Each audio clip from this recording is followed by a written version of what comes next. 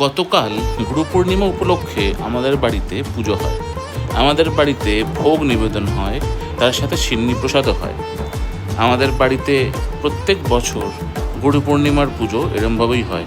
আমার বউ এবং আমার মা এবং আমাদের বাড়িতে আমার জেঠিমা এবং আমাদের রান্নার পিসি, তেনারা সবাই মিলে ভোগ রান্না করে। আর এবার স্পেশাল অ্যাট্রাকশন হয়েছে শ্রেয়সীর হাতের সুন্দর সিন্নি। সবার খেয়ে খুব ভালো লেগেছে। আমাদের পুজো এবার সম্পন্ন হয়েছিল শ্রেয়সীর লক্ষ্মীর পাঁচালী পড়া দিয়ে। যেহেতু আজকাল পূর্ণিমাটা বৃহস্পতিবার পড়েছিল, তাই লক্ষ্মীর পাঁচালীটা শ্রেয়সী পড়েছিল। আর তাছাড়া আমার বাবা সত্যনারায়ণের পাঁচালী পড়ে আজকের পুজোটা সম্পন্ন করেছিল।